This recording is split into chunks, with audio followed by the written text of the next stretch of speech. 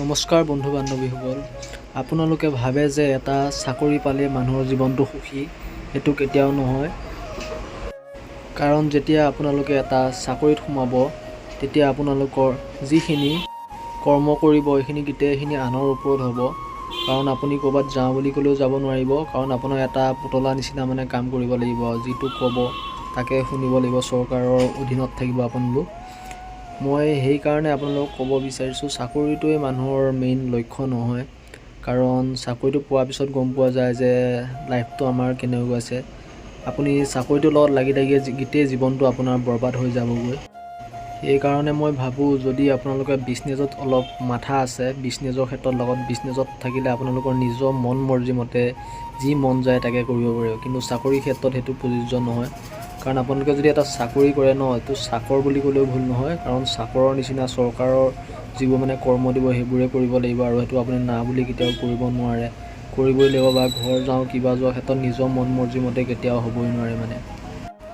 চাকৰি কৰিলে কেতিয়াবা আপুনি ঘৰত যাওঁ বুলি ক'লে সেইটো বেলেগৰ পাৰ্মিশ্যন লৈ যাব লাগিব। কিন্তু যদি আপোনালোকৰ নিজৰ এটা বিজনেছ হয় ন, তেতিয়া আপোনালোকে নিজৰ মনত যেতিয়াই মন যায় তেতিয়ালৈকে ঘৰত যাওঁ বুলি ক'ব। ঘৰৰ মানুহৰ প্ৰব্লেম থাকে সেইটো, কিন্তু বেলেগৰ ডিচিশ্যন লৈহে আপুনি ঘৰত যাব বা নিজৰ মন মৰ্জিমতে যাব নোৱাৰে।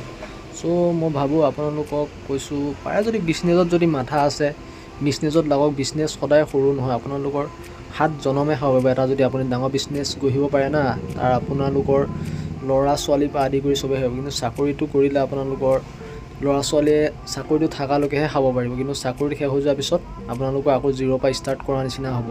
আপোনালোকৰ ভৱিষ্যতৰ যোনখিনি ল'ৰা ছোৱালী হ'ব বা কিবা হ'ব। কিন্তু যোনে বিজনেছ কৰে ন, তাৰ ল'ৰা ছোৱালীবোৰে সেই বিজনেছটো আকৌ ডাঙৰ কৰি লৈ যাব পাৰিব। কিন্তু চাকৰিৰ ক্ষেত্ৰত সেইটো তেনেকুৱা নহয়।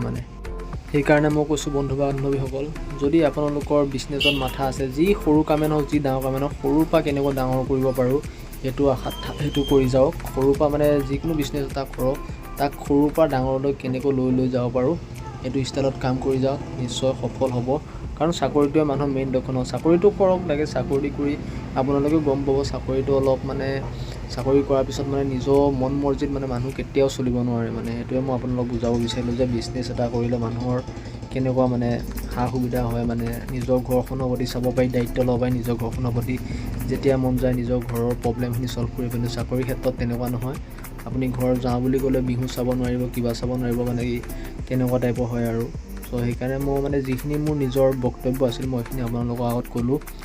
পাৰে যদি চাকৰিটোৰ লগতে লাগি থকাটোৱে নহয়, তাৰ বাহিৰেও আপোনালোকে আদাৰ বিজনেছ আছে যদি বিজনেছ কৰক। সৰুৰ পৰা ষ্টাৰ্ট কৰক। যদি ডাঙৰ কৰিব নোৱাৰে সৰুৰ পৰা ষ্টাৰ্ট কৰক। সৰু বিজনেছটোৱে গৈ এদিন ডাঙৰ হ'ব, সেইটো হিচাপত লাগি যাওক। ধন্যবাদ।